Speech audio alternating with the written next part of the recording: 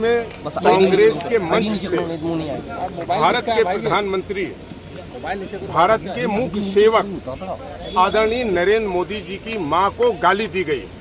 मैंने ये एक लिखित प्रस्ताव अध्यक्ष जी को और बैठक में बैठे सभी लोगों को दिया कि जिन लोगों ने भी भारत के प्रधानमंत्री की मां को न केवल बल्कि पूरी देश की मां को और मां शब्द को अपमानित और कलंकित करने का काम किया है, इसकी निंदा पहले इस बैठक में की जाए। भारत के संस्कारों में, भारत के इतिहास में मां का एक बहुत अहम रोल रहा है। मां सीता के रूप में भी रही है, मां लक्ष्मी देवी भी रही है, रानी लक्ष्मीबाई भी रही, उदा देवी भी रही है, झलकारी बाई भी रही है और कल्पना भी एक मां थी, एक स्त्री थी।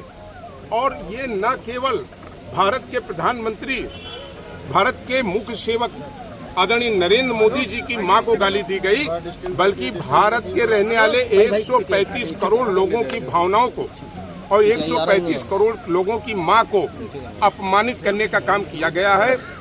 जब उन्होंने कहा कि हम इसका समर्थन नहीं करते हैं, तब मैंने आज इस बैठक का बहिष्कार किया है। और मेरा आदरणीय राहुल गांधी जी से बड़ी विनम्रता से सवाल है, आप दिशा की बैठक लेने आए हैं, आपको रायबरेली की 25 लाख जनता ने चुनने का काम किया है। हम आपसे सवाल करते हैं कि आपने 33 बार तारांकित और अतारांकित प्रश्न यहाँ पर उठाने का लोकसभा में काम किया है। उसमें रायबरेली के 25 लाख लोग खोजते हैं कि रायबरेली की जनता की समस्या, रायबरेली के किसानों की समस्या, रायबरेली के और जो जन सुविधाओं की समस्या है, उसको आपने रायबरेली की समस्या न 33 बार के अपने वक्तव्य में जो विभिन्न नियमों में आपने लगाया, ना आपने लोकसभा में उठाया और ना ही आपने उसको कभी सड़क पर उठाया। ये रायबरेली का सवाल है। निर्वाचित आप रायबरेली से हुए। हमारा आदरणीय राहुल गांधी जी से सवाल है, आप कहते हैं वोट चोरी हुई। मधोपुरा के एक विधानसभा बेंगलोर से आपने CDS नाम की एक संस्था के आंकड़ों को उठा करके ये आपने कहना शुरू किया। आज बड़ा सवाल देश पूछ रहा है, CDS उस संस्था ने उसके लिए माफी मांगी, उसे डिलीट करने का काम किया। तो जिस संस्था ने स्वयं उसके लिए माफी मांगी, तो इसका मतलब आपने झूठ बोला। क्या आप भारत निर्वाचन आयोग, जो भारत के संविधान का एक अंग है, उसके ऊपर आपने जो आरोप लगाए थे, आपने देश की जो 135 करोड़ जनता को भ्रमित किया था, क्या इसके लिए आप देश से माफी मांगेंगे? तीसरा हमारा सवाल है कि आदरणीय राहुल गांधी जी बताएं, 2024 से लेकर के आज तक रायबरेली के लिए उन्होंने डेवलपमेंट के लिए उन्होंने कौन से कार्य किए, किसी एक कार्य को बताने का काम करें। आप कभी माननीय सर्वोच्च न्यायालय पर, कभी आप निर्वाचन आयोग पर और कभी आप सेना पर भी कार्रवाई का सबूत मांगते हैं। हद वहां हो गई कि जब आप लोकसभा के लिए चुन के गए हैं और संविधान की संस्था से जुड़ी हुई उस पीठ पर भी आप सवाल उठाते हैं, उसका भी तिरस्कार करने का काम करते हैं। तो क्या आप भारत के संविधान और भारत के आर्टिकल से जुड़ी हुई इन संस्थाओं को बार बार अपमानित करने का, संदेह पैदा करके देश के 135 करोड़ लोगों को भ्रमित करने का काम करते हैं? क्या आप इसके लिए देश से माफी मांगेंगे? आप वीर सावरकर को कहते हैं माफी वीर, आप वीर सावरकर जी को कहते हैं माफी वीर। मेरा आपसे सवाल है, आपने अपनी कई गलतियों के लिए क्रमशः 2 बार माननीय सर्वोच्च न्यायालय और अन्य न्यायालयों में लिखित माफीनामा दिया है।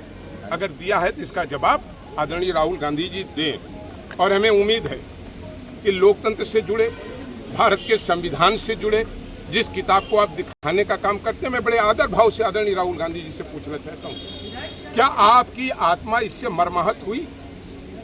आप भी एक बेटे हैं, आपकी भी एक माँ है। क्या जब माँ को गाली दी गई आपके मंच से, आप दुखी हुए? आपके आंखों में आंसू आई?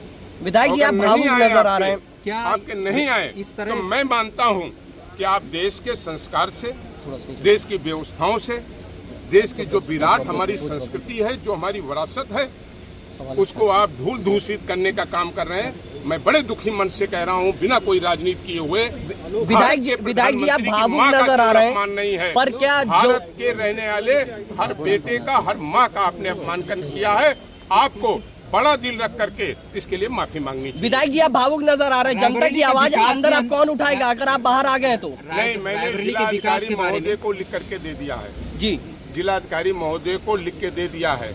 यम्स की बदहाल स्थिति है, यम्स में आईसीयू के बेड खाली नहीं मिल रहे हैं, तमाम जो सड़कें हैं उनके बारे में भी जो कमियां थी वो भी हमने बताने का काम किया है और लिखित रूप से हमने जिलाधिकारी को दे दिया है। लेकिन सवाल ये है, हम भी एक माँ के बेटे हैं। आपने सवाल किया कि जनता की आवाज़ कौन उठाएगा। मनोज पांडे देश में पहचाने ही जाते हैं जनता की आवाज़ उठाने के लिए, लेकिन हम माँ का अपमान सह करके एक सेकंड जीवित नहीं रहना चाहते हैं। राजनीति तो बहुत छोटी बात है।